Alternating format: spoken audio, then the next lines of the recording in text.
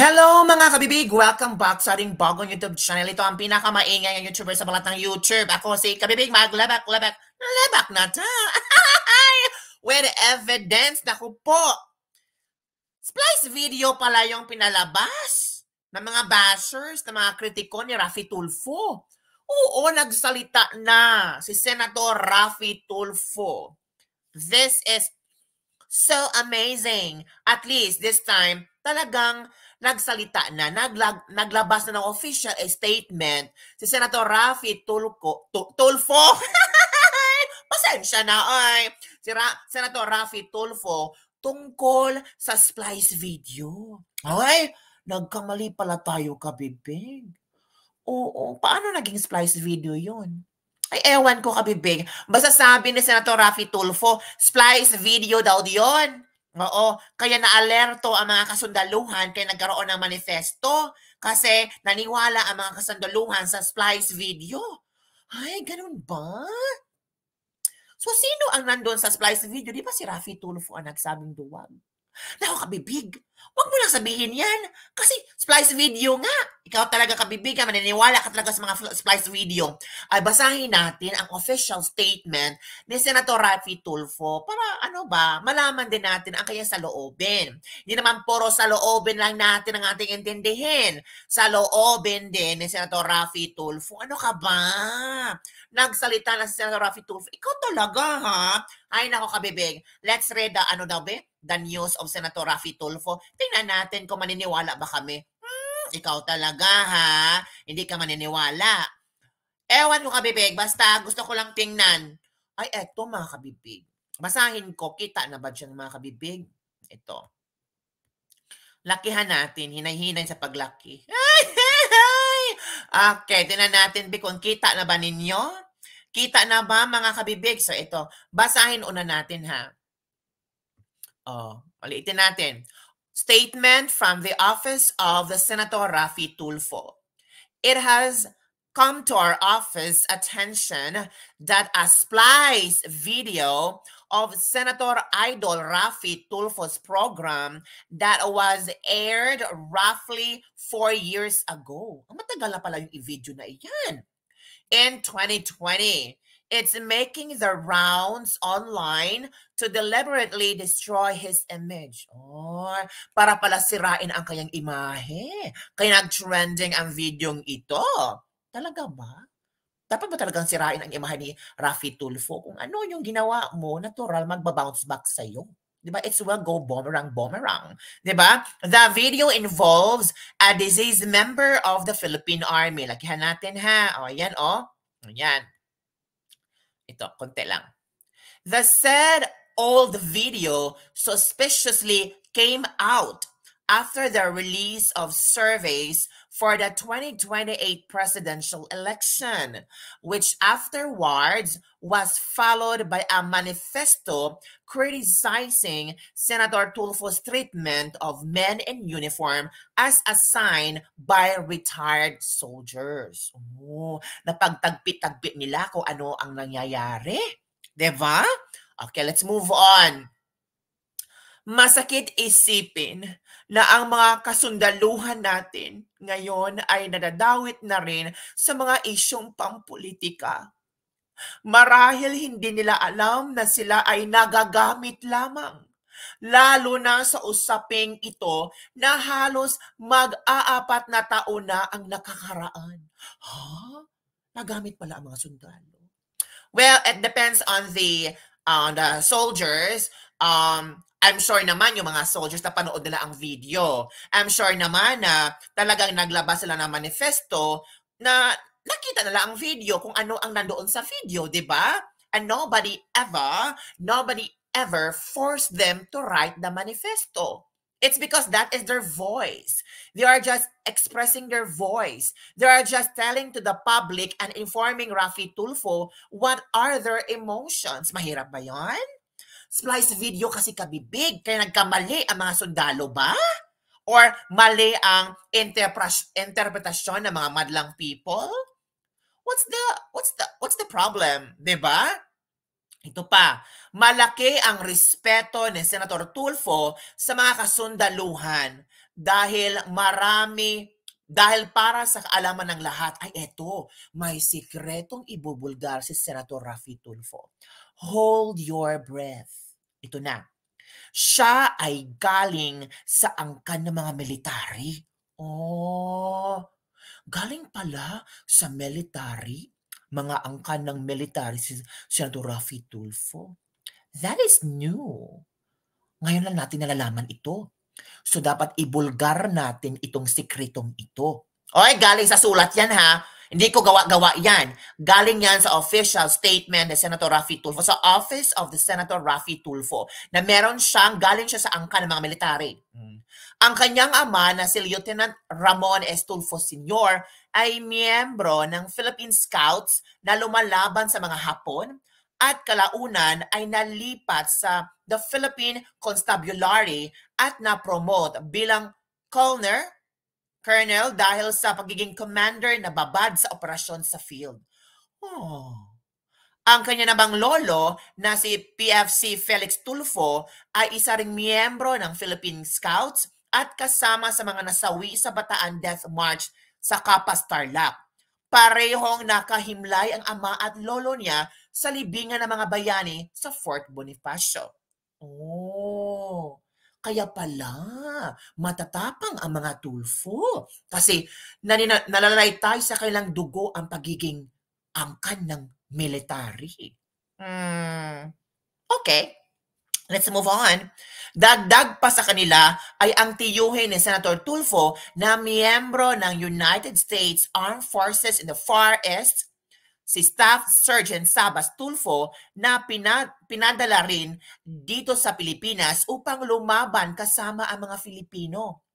Oh, so ito pala ang sikreto ni Raffy Tulfo. Maganda ang credentials. Kabibig, huwag ka mapadala-padala dyan.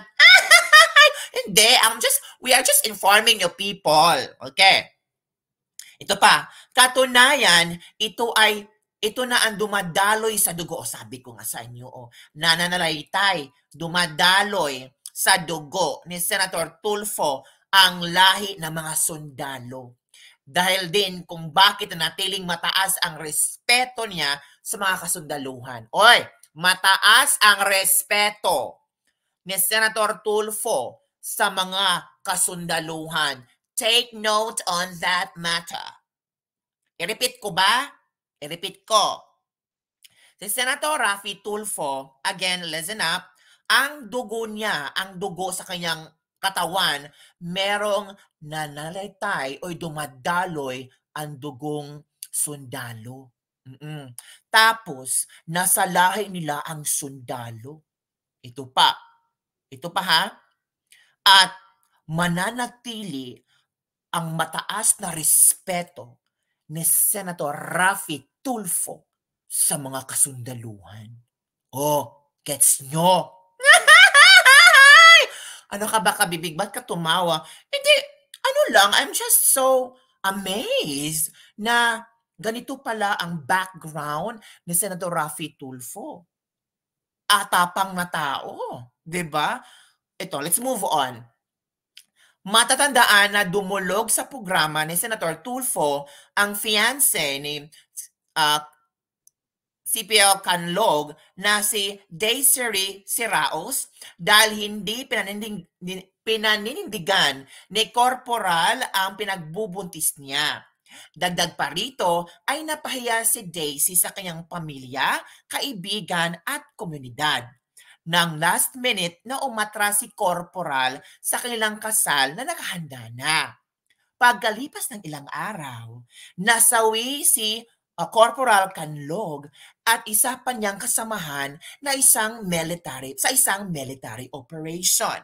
Nang magkaengkwentro nila ang makakalawang grupo. Ang tanong, tama ba na sisihin ang isang sibilyan na walang kinalaman sa tactical and operational command sa nangyari?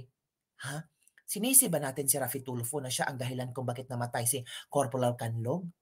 Hindi naman na. Sinisi mo ba, kabibig? Ang sinabi ko lang baka nag-mental health issues siya, hindi siya nakakonsentrate o di kaya bothered siya. Pero dahil sa word na duwag, 'di ba? Ay, masasabi dito ang tanong, tama ba na sisihin ng isang civilian na walang kinalaman sa tactical and operational command sa nangyari? Comment below kung ano ang inyong opinion dito. Gusto kong marinig ang opinyon ng ating mga kabibig kung dapat ba natin sisihin ang isang civilian. O, di ba? Hinihikayat namin ang lahat na magiging mas mapanuri sa mga lumalabas na issue na maaaring ginagamit lamang ang patriotismo at serbisyo natin sa bayan para lang isulong ang ilan ang kailang mga personal na interest, lalo na sa politika. Huh? Personal na interest, lalo na sa politika? What do you mean?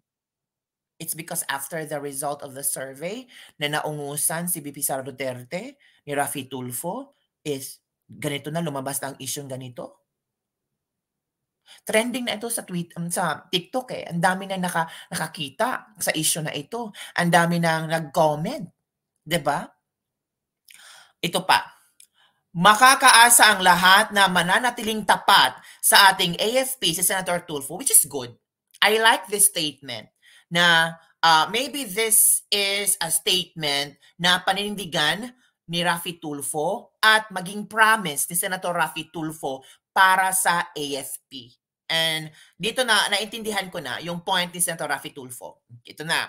Patuloy niya ring susuportahan ang mga panukala na magpapatibay sa ating mga kasundaluhan na walang sawang tumataguyod upang mapangalagaan ang soberenya ng ating bayan. This last statement is okay for me. Okay? This is a reflection that Raffy Tulfo maybe reflect on the situation, maybe asking, tawag dito, naintindihan na niya kung ano ang nangyayari. Okay? So, yon ang statement, mga kabibig, ni Senator, sa office ni Senator Raffy Tulfo. O, nabasa ko na ang statement, ha? Kayo nang bahalang mag-comment below kung ano ang iyong reaction tungkol sa statement ni Senator Raffy Tulfo. Tungkol sa issue na splice video pala yun. Oo. So, ano ang iyong palagay, mga kabibig? Sinabi na nila, oy, splice video, ikaw talaga? Bakit kumunot yung noo mo? Bakit tumaas yung kilay mo? Splice video yon. Huwag ka na magkunot ng ulo mo, anong kilay mo. Talaga ka, bibig, splice video. Ay, huwag ka na mag-react. May, statement. Diba? So, ay nako, people of the earth, kayo na bahalang humusga. Nabasa ko naman yung official statement ng Senator Raffy Tulfo, opisina na Senator Raffy Tulfo, at sinabi niya na ang dugong dumadaloy sa katawan ni Raffy Tulfo ay may angkang militar.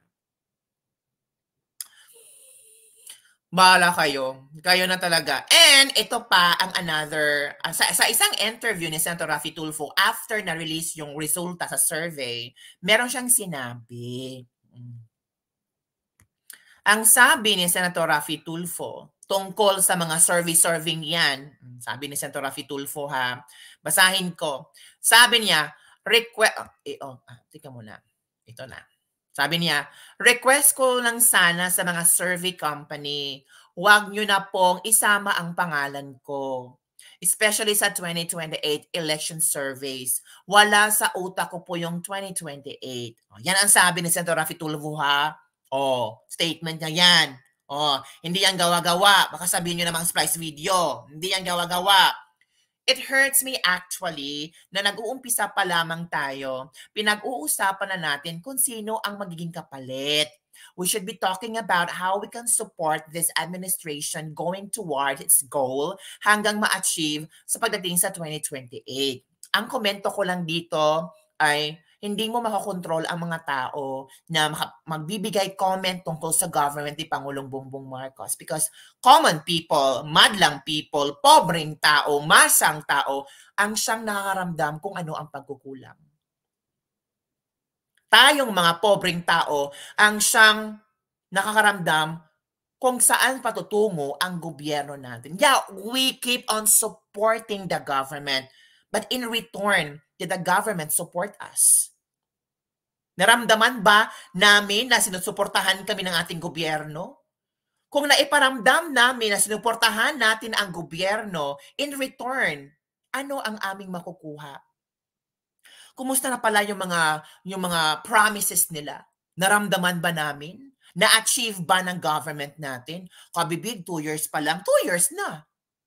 Don't tell me, for 2 years, walang nagbago? Walang maipakita? Hindi nararamdaman?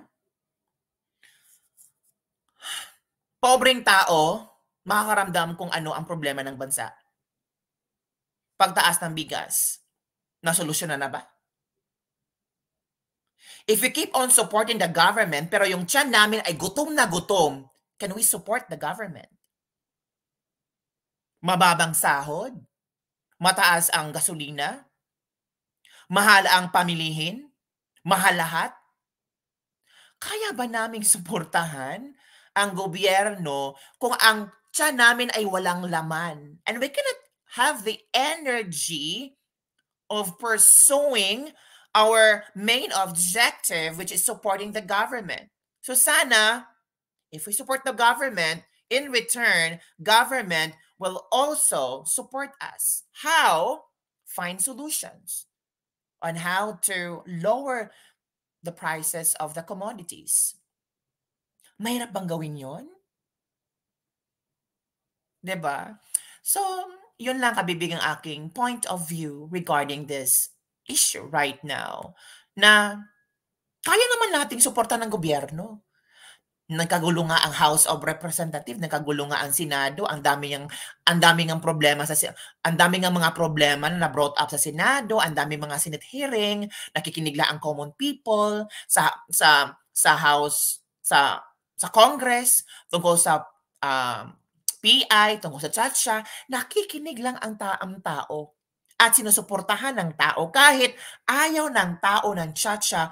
Well, still, they wanted to know about it. Kahit ayaw namin. Pero gusto namin suportahan ng gobyerno, so we have to listen up. 'Di ba?